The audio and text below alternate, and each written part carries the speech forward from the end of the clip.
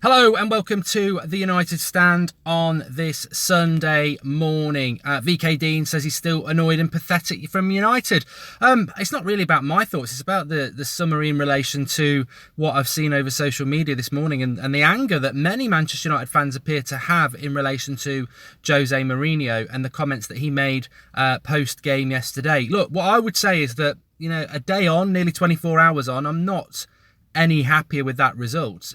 It wasn't good enough. There's no excuse. This whole it's a good point to get a point when you play badly is a good thing. No, the saying is, like I said yesterday, the saying is winning badly is a good thing. And actually, I think that's when you don't turn up in games you can't motivate yourself. Not turning up against Liverpool was poor.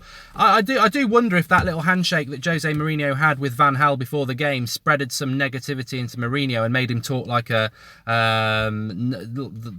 man he's not been this season for that game, because some of the things he came out with afterwards that has really frustrated a lot of fans, and I would agree with. But what I want to say is that it is a good point. It's definitely a good point. I don't think anyone's arguing with that. And the reason it's a good point is because we were so bad yesterday. I mean, I don't really want to give credit to Liverpool. I think they blew a massive opportunity.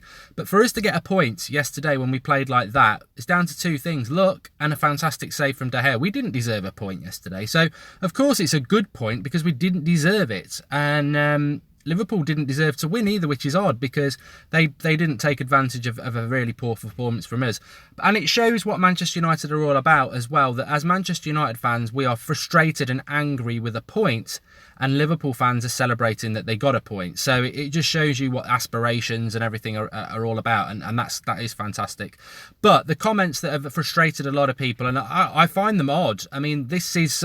Mourinho has got what Manchester United's all about for a long time, and then he took a huge step back yesterday, and I think he's I don't know, I'd be interested to see what you lot think. I mean, I sort of want you to comment. If you're not watching live, I'd like a lot of you to leave comments below as to topics you want to pick up on the Sunday night show tonight, because I know that's always the big show of the week, and I know Lukaku's on there and Mkhitaryan's on there already. Herrera's on there as a topic. So lots to talk about tonight. So give us some comments about what you want to talk about.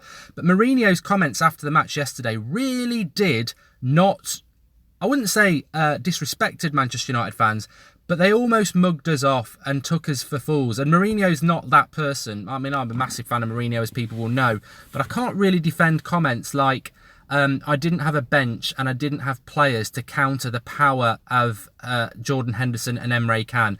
Jose, you didn't just get given the job yesterday morning. You've been there for 3 summers. And if you've not got a midfield that can deal with that Jordan Henderson and Emre Can, then we're going to struggle to finish above 6th this season. Fellaini's injury and Pogba's injury is not an excuse to give up and demean your bench as well. I haven't got players to deal with the power of Jordan Henderson and Emre Can. I would say that you played Axel Tuanzebe away to Spurs and Arsenal at the end of last season in competitive games, and he did very well. I think Tuanzebe could do a job against Henderson and Can. I think that was really submissive and strange, and very reminiscent of Van Gaal and Moyes days to come out with comments like that. We're Manchester United. To make a comment like that after a game that I don't have players to deal with Emre Can and Jordan Henderson is like a red rag to a bull. It's going to frustrate a lot of Manchester United fans. We don't want to hear excuses, and we certainly don't want to hear comments that basically build up our rivals' midfield, which is inefficient. I mean, Liverpool are a poor team. I don't want to really dwell much on the game yesterday, but Liverpool are a poor team. They've got a poor defence. It was embarrassing that we allowed that defence to have a clean sheet. It was embarrassing that we were so poor offensively that we provided nothing for our strikers. But to come out after the game and be submissive to Liverpool and say, I don't have a bench to deal with that midfield, is really poor. You've been there long enough, Jose. You should have this well and truly locked down. You should have a team well and truly ready to deal with this. And you didn't. I mean, Sean says, realistically, what other centre midfielders did we have? It's a good comment, Sean. Have you been watching the United Stand through the summer? Were you there on numerous shows when I and you lot all said, why are we talking about a winger? Why are we talking about a right back? 2 injuries to our midfield and we are screwed. Absolutely screwed. We don't have any depth in the midfield. If I can see it and you can see it last summer, then Mourinho's got no excuse to come out after a Liverpool game and say, I didn't have any answer to that. You're the manager. What are you doing? What are you sat there doing over the summer, on your holidays, wherever? You've got to foresee the fact that Pogba might pick up a hamstring injury, that Fellaini might pick up a knee injury, that injury-prone Carrick might not be there when those two are injured. It was obvious, and you've got to foresee that as a manager, and I don't take that as an excuse. It was really disappointing, and I think when fans are trying to justify in their head what happened yesterday, how that happened, and yeah, I think we can walk away from one game and go, really lucky to get that point, really frustrating performance, but let's look at the negatives and move on from it. We don't want to see, oh, I didn't have any answer to Liverpool. Because if you haven't got an answer to Liverpool, you're certainly not going to have an answer for Chelsea or Man City. They are going to kill us, absolutely kill us. So he needs to find those answers, and he doesn't need to make those negative comments. And they did, it was funny that on a day like Mourinho, on a day that Van Gaal's there, Mourinho comes out with a Van Gaal performance and Van Gaal tactics. Jonathan Reed says, we were embarrassment yesterday. Jose excuses annoying, but it's the way he is. I still want him as manager, says David. Oh, look, I'm just sort of reiterating a lot of what's on social media, and there is a lot of frustration. As I'm UFC Banter says, just stupid excuses that Manchester United fans don't want to see. What we want is like, why did it go wrong? You're the manager. I mean, ultimately, we can talk till the cows come home, but the reality is the one thing that I think we got wrong yesterday was that we didn't take Mkhitaryan off soon enough. And Juan Mata is a fantastic player, especially at Anfield, but he's consistent. And Mata should have been on the pitch at half-time. And I think the reality is we drew that game playing absolutely shockingly. And yes, Liverpool missed a couple of sitters, but you could say Lukaku missed a sitter as well. I just feel that game... If Mourinho had changed it, we could have won it. We were that bad and we drew. Imagine if we'd just been okay. I disagree with Alex Ferguson saying take a point at Liverpool all day. No, I don't think it's good enough. As I said, I think before the game, I said, people were saying, would you have took a draw? No. At half-time, I said no. Last 20 minutes, I said no. You know why I was saying no all along? Because I knew damn well that Liverpool team wasn't a very good side, and I know that we're much, much better than yesterday. So I never would have took a point. I think if that game had been an 8-goal thriller, 4-4, and an absolute advert for brilliant football and attacking, entertaining football, I'd have been sat here today going, what a game. Sometimes you just got to take it on the chin. 4-4, what an advert for football. Disappointing we didn't win it. Few defensive errors, but what a game. It wasn't that. Yesterday's point was, let's sit back, bend over, let Liverpool just have countless possession, let them try and get the goal that they probably deserved, and do absolutely nothing. And whilst doing that, let's keep an ineffective, lacking confidence number 10 on the pitch, who did nothing. And I think that's... Mourinho's not stupid, of course. He will realise those things. But he did have Juan Mata on the bench the whole time. And I was confused as to why we didn't use Mata. But it's been and gone. Huddersfield lost at Swansea. I think we'll beat Huddersfield next week. Obviously, we've got a Champions League game on Wednesday. There's a lot of topics for tonight on Sunday, but what I really want to do, because we've got a couple of shows, we've got Skype Goldbridge tomorrow night at 8 o'clock, which is your opportunity to call in. But tonight we've got Flex and another guest on, and obviously all you lot on the live comments. So if you're not watching live, please do leave us some live comments. Some comments under the video as to topics you want to discuss that are really on your mind today. I've obviously got a few, like I said, Lukaku, Herrera, Mkhitaryan, what this season means. And look, Manchester City are very, very firm favourites for the Premier League at the moment. They were always going to win yesterday. The fact that they won 7-2, 5-0, I suppose, if you take the 2 goals off, whatever. I predicted 4-0 anyway, so I'm not surprised by that performance against Stoke. The trouble with this Premier League, in a sentence, is this. People think Liverpool away was a good point. On any other season, maybe it was, but I'll tell you something now that will be proven right. This is a very weak Premier League this season. Look at Chelsea, they're not going to offer up much of a fight. Arsenal, again, look at that, losing at Watford, poor side. Liverpool are a poor side. Spurs, United and City are the 3 strongest teams, and they will be the 3 strongest teams in this league if Spurs can sort out their home form at Wembley. Everybody else is pretty much beatable. And apart from... Man City will have a dip in form. Of course they will. But at the moment, I don't see a team that's going to beat Man City. Apart from maybe United and Spurs. And the problem United and Spurs have got is that Spurs have already dropped a lot of silly points at home. And United have dropped points away to Stoke and Liverpool that I don't think City are going to do. That's the problem United have got. with this season. Any other season, I agree. A point at Liverpool's a good point, but I think Man City yesterday would have just... That Liverpool team's not good enough, and that's my concern. But it's very early days. It's early days, but in my mind, my mindset is that's 2 points drops, just like Stoke, and we can't afford to do that because I don't think City are going to drop that many points because it's a very, very, very easy league this year. There's some poor teams. I mean, like I said, we should go and roller coaster Huddersfield next week. Of course, they'll be up for it, but we should do that. And we're gonna have to go to places like... We're going to have to get a result at Stamford Bridge because we just didn't turn up at Liverpool. I think that game is the most relevant game of our season. And I know we've got Huddersfield and Spurs at home, but I think we can win those. But I think Chelsea away in a couple of weeks' time, 3 weeks' time, is the most relevant game of our season. Because if he approaches it like he did Liverpool yesterday, then we may have to just sit down and accept that, you know, 6th to 2nd is big progression. But it's very early days. City beating teams 7-2 doesn't concern me. I think it's a very poor league this year with some very poor sides in it. And I think the stronger teams are a lot stronger, i.e. Spurs, United and City. So I'm not worried about how many goals City are scoring against us. But I am worried about some of it. Mourinho needs to get back to what he was doing 2 weeks ago and what he was doing towards the end of last season, understanding what Manchester United's all about and feeding out to the fans what Manchester United fans want to hear, this progress about where we're going to go. They don't want to hear it, and I agree with a lot of what fans are saying. They don't want to hear that I've got no answer to Emre Can and Jordan Henderson. That's not what Manchester United fans want to hear. They don't, not against our biggest rivals, and you've got to turn up and do it. And we've got quite a poor record at Anfield, and I think many of us expected that we were actually going to turn up there and play quite well yesterday. A lot of people on the live comments on about Lukaku, talk about Lukaku tonight, big game bottler, says MUFC Banter. Yeah. And I agree with that comment there. Somebody just said Liverpool would have beaten City without that red card. Well, they were 1-0 down. Liverpool's weak defence obviously put them 1-0 down, but Liverpool were the better team when Mane got sent off. I did agree with that. We are going to talk about Lukaku tonight, so I'm not going to go into it too much now. I think there's a relevant point there, but I'm quite defensive of Lukaku. I think people who think he's going to score one chance in a game don't understand what Lukaku's all about. He's not a one-chance finisher.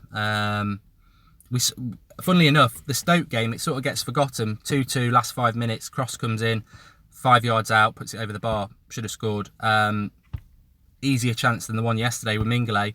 I think he should have scored that, but that's not Lukaku. I mean, Lukaku can score a goal off his left foot from 30 yards out, and then other times, like, he'll get a simple chance and he'll miss it. But we'll talk about that later. Want to talk about Herrera later. Definitely want to talk about Mkhitaryan and the number 10 problem that just never goes away. I mean, let's be honest. We've not solved our number 10 position for probably since Sir Alex Ferguson. Rooney couldn't do it. Nobody stepped up to the plate, and I don't think Mkhitaryan's got the physicality.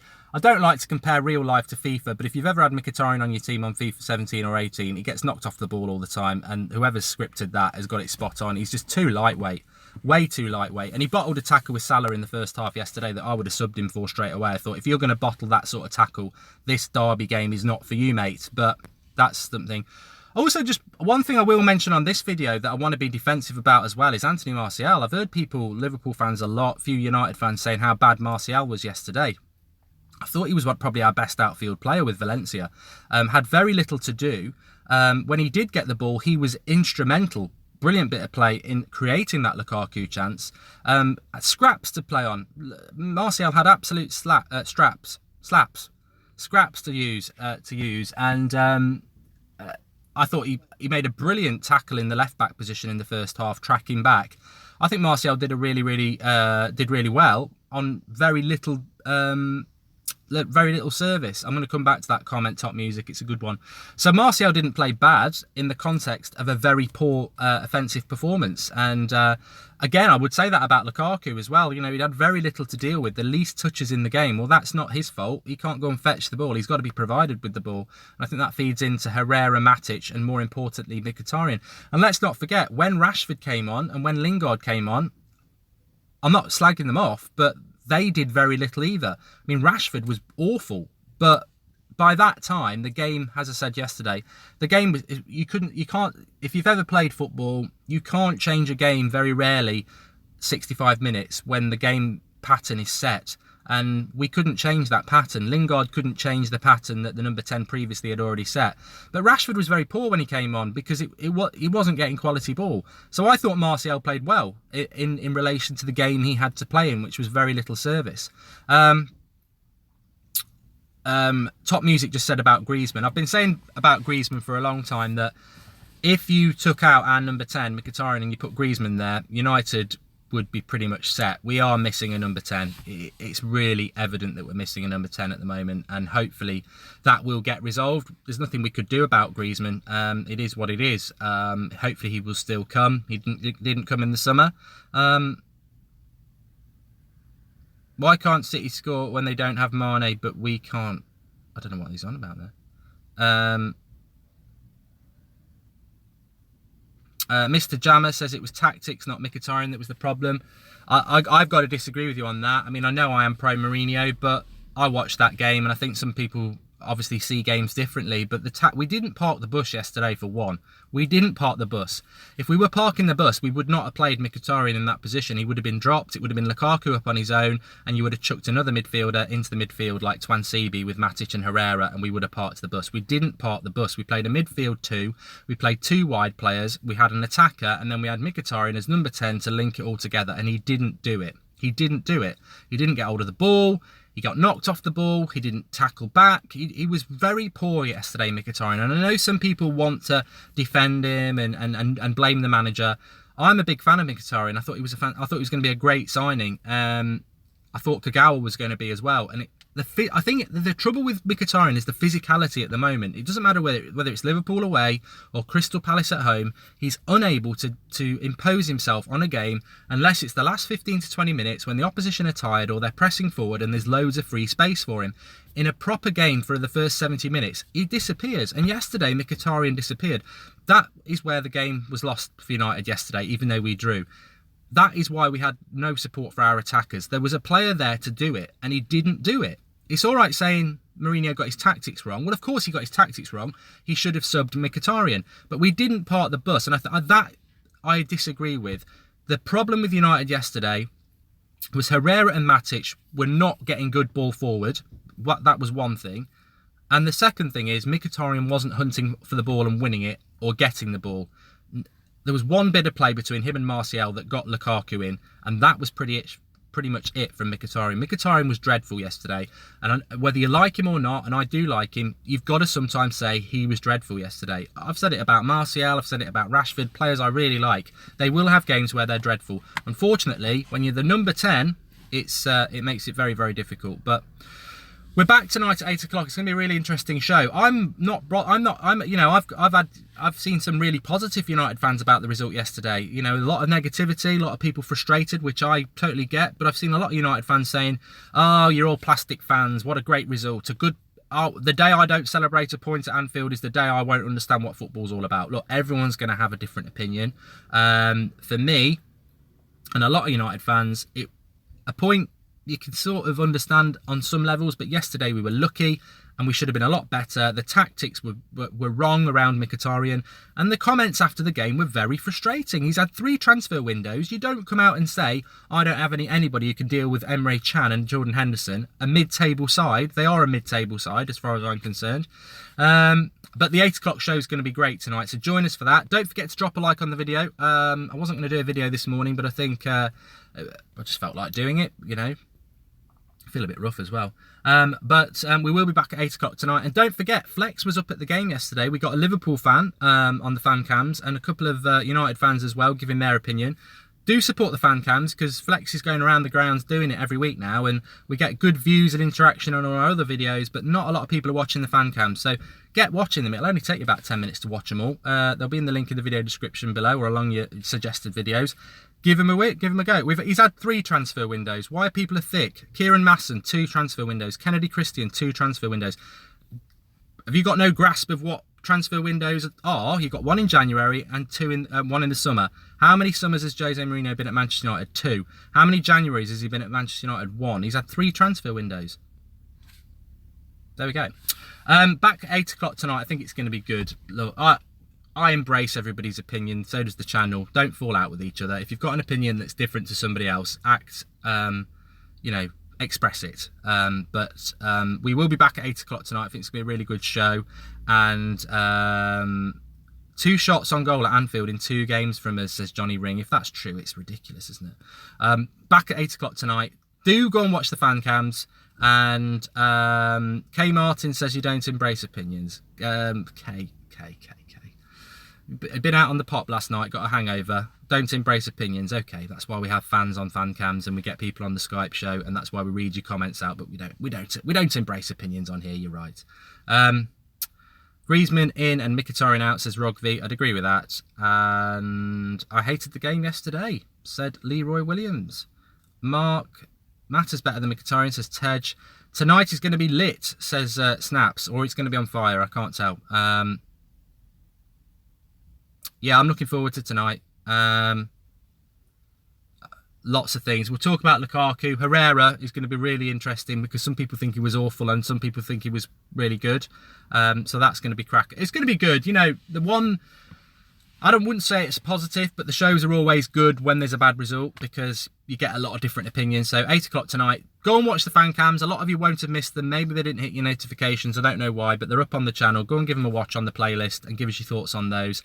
Speak to you all later. Thanks everyone who's joined me today live. And if you've not joined us live, please do comment below and give us topics you want to talk tonight and maybe give us a little opinion on that topic and we will shout a lot of those out. Speak to you all soon. Have a good Sunday and back at 8 o'clock UK time tonight. Thanks for watching.